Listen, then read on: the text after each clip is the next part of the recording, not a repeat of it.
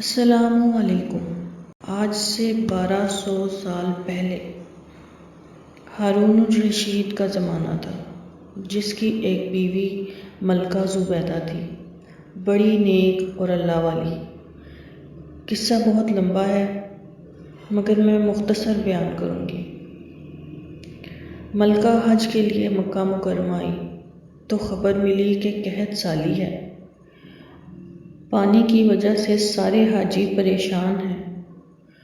تو اس نے اس پریشانی کو دیکھتے ہوئے ایک لمبی نہر کھدوا کر حاجیوں کے لیے وقف کرنے کا فیصلہ کیا۔ اپنے ملک واپس آ کر اس نے ہارون الرشید سے اپنی اس خواہش کا تذکرہ کیا تو ہارون الرشید نے ہاں کر دی اور نہر کھدوانے کا کام شروع کر دیا گیا۔ بہت لمبی نہر کھودی گئی جس پر بہت محنت اور پیسہ لگا۔ اس وقت کے لگ بھگ 70 لاکھ دینار یا درہم، جو آج کی کرنسی میں کھربوں روپے بنتے ہیں۔ کئی سالوں کی محنت کے بعد جب نہر بن گئی تو انجینئر نہر پر لگائی گئی رقم کا حساب ایک کاغذ پر لکھ کر لایا اور ملکہ زبیدہ کی خدمت میں پیش کیا کہ یہ حساب کتاب ہے جتنا خرچہ نہر پر لگا ہے۔ ملکہ اس وقت دریا کے کنارے پر واقع اپنے محل میں تھی۔ ملکہ نے اس کاغذ کو دیکھے بنا پھاڑ کر دریا میں پھینک دیا اور اللہ تعالیٰ سے مخاطب ہو کر بولی کہ میں نے اس نہر کا حساب نہیں لیا، آپ آخرت میں میرا حساب مت لیجیے گا۔ وقت گزرتا گیا، ملکہ فوت ہو گئی۔ موت کے بعد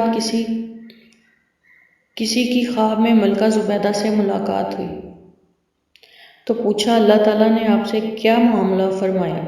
ملکہ زبیدہ بولی اللہ تعالیٰ نے رحم فرمایا اور مجھے معاف فرما دیا۔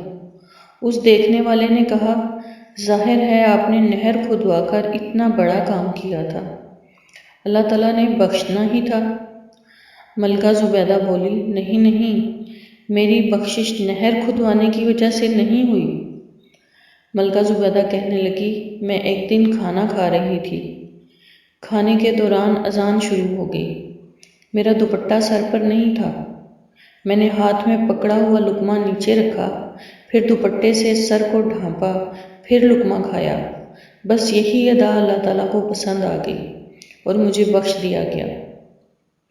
جب اللہ کے آگے پیش کی گئی تو اللہ تعالیٰ نے اس عمل کا بہانہ بنایا کہ میرے نام کا ادب کیا، سر کو چادر سے ڈھانپ لیا اور نوالے کو لینے میں تاخیر کی، وہ بھی میرے نام کے ادب میں، واللہ عالم۔ اصل میں ملکہ نے اذان کا ادب کیا تھا اور بخشی گئی، اور ایک اتنی بڑی نیکی جو نہر کھدوا کر اس نے کی وہ اللہ تعالیٰ نے دیکھی ہی نہیں۔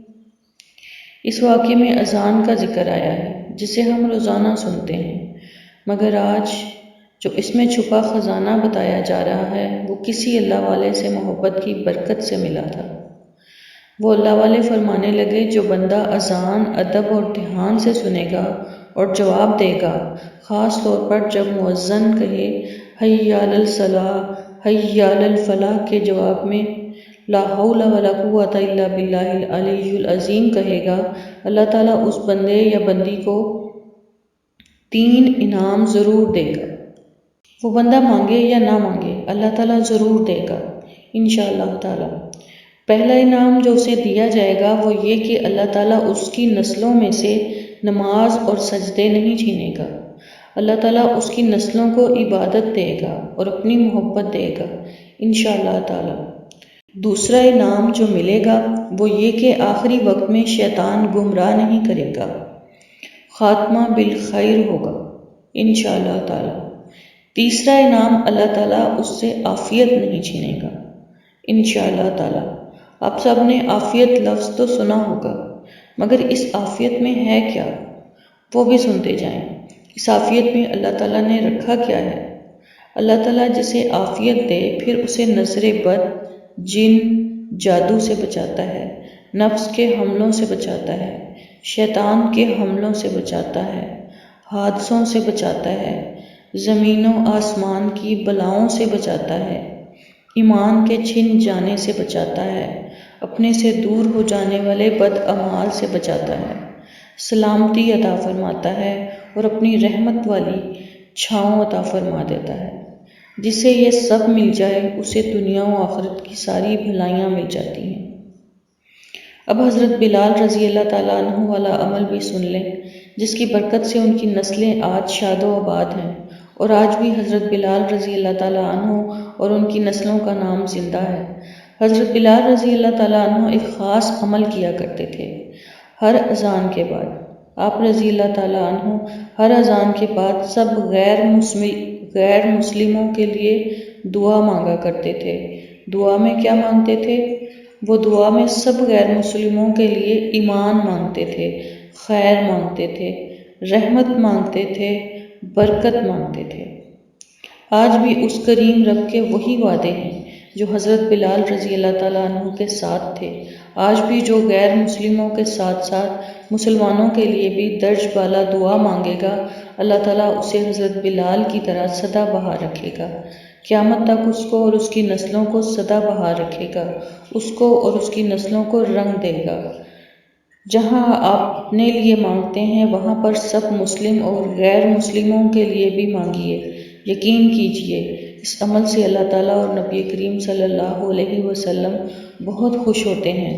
کاش جب آپ پوری امت کے لیے مانگتے ہیں اس وقت آپ نبی کریم صلی اللہ علیہ وسلم کا خوشی سے چمکتا دمکتا ہوا مبارک چہرہ دیکھ لیں، شاید پھر آپ کو اس عمل کی اہمیت کا احساس ہوگا۔